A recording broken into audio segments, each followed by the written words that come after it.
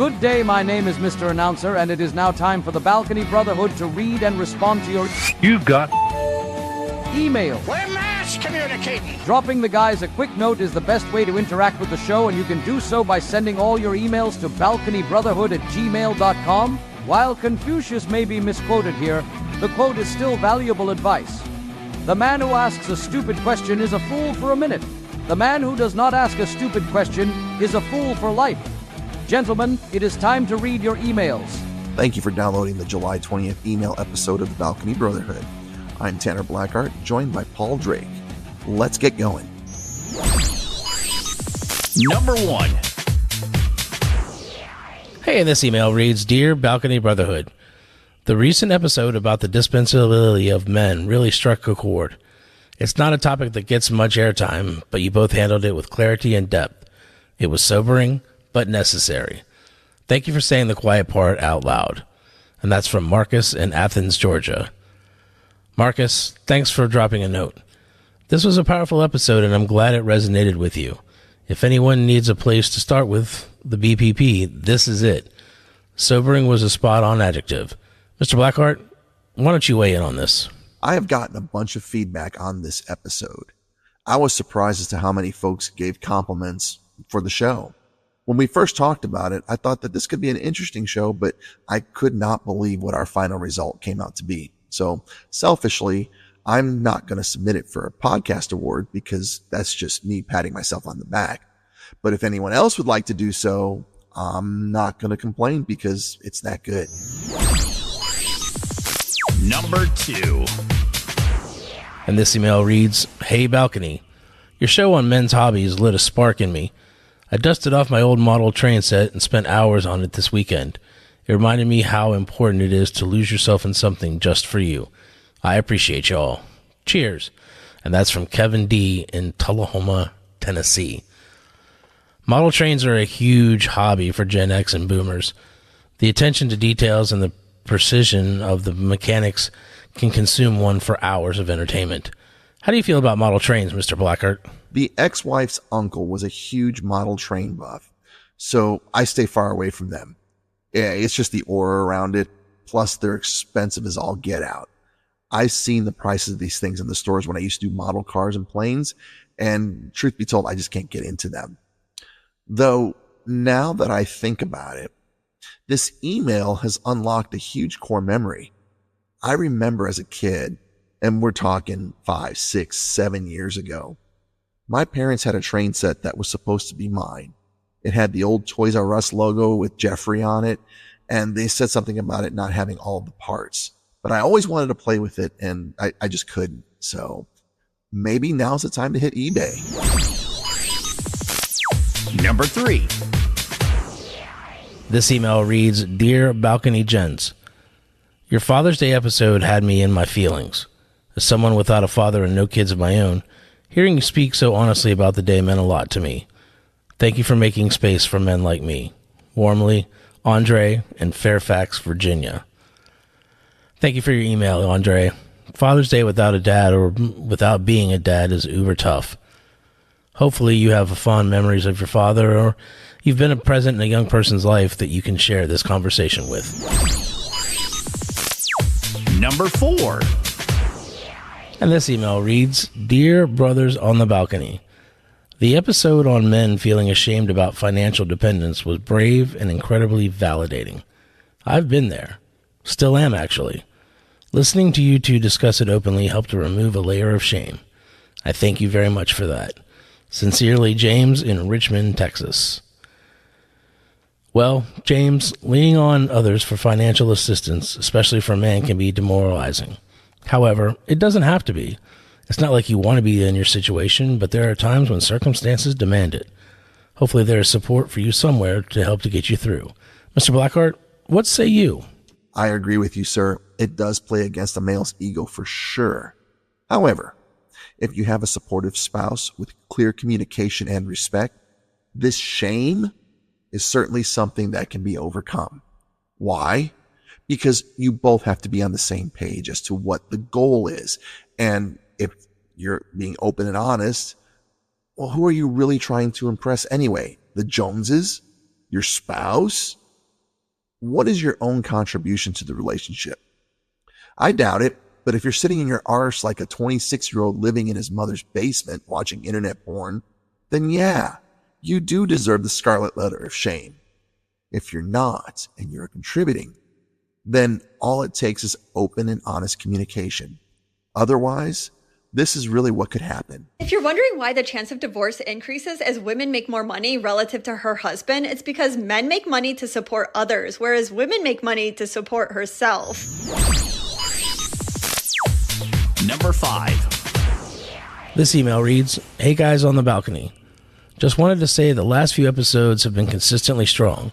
You tackle the tough stuff without and being preachy. It's rare to hear the mature, male-centered conversations with this kind of balance. Keep doing what you're doing. Respectfully, Will in Boise, Idaho." Will, that's been our mission from the jump. Men talking about the stuff that tends to go with no airplay or swept under the rug altogether.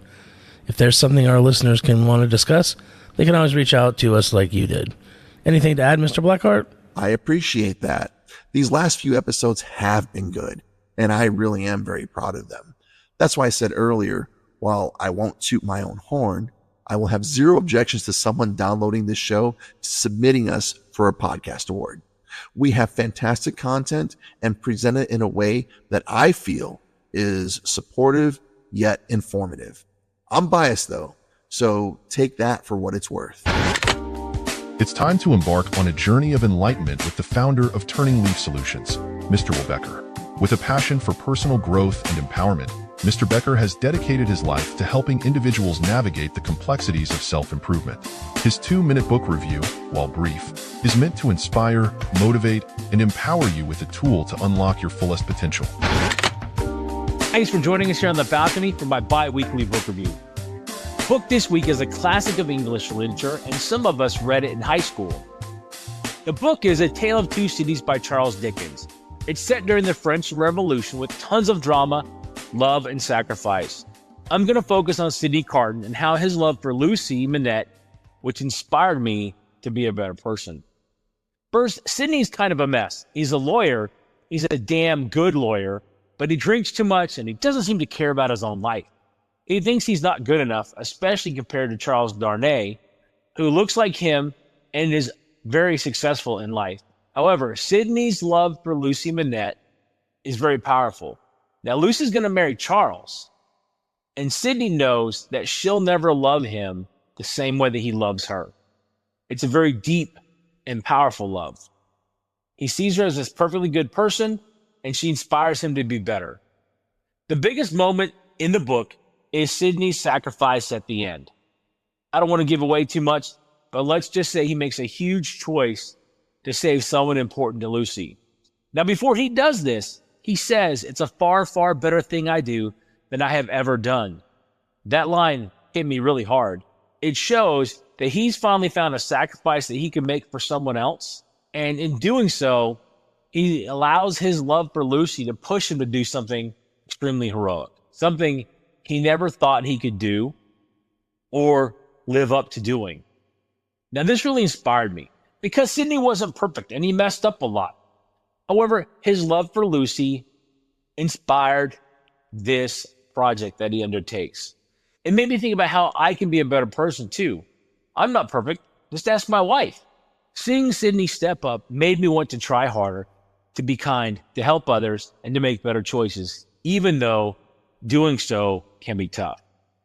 I want to be someone who makes a difference, like Sidney, in the lives of other people. Overall, A Tale of Two Cities is an awesome book with a lot of heart. It's about love, sacrifice, and second chances. It's probably my second favorite book by Charles Dickens. But see, here's the point, is that Sidney's story shows that anyone can change and do something great, even if they've made mistakes. I highly recommend this book. Even though it's a classic of literature, it teaches us how to be better men. And remember, books are the ultimate cheat code to life. Happy birthday!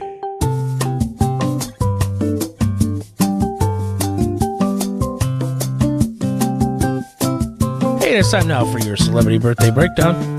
Let's see who's getting a year older in Hollywood. This week we're going to start off with Jean-Luc Picard actor Patrick Stewart. He is 85 years old. Lost Boys and Goonies actor Corey Feldman is 54 years old this week.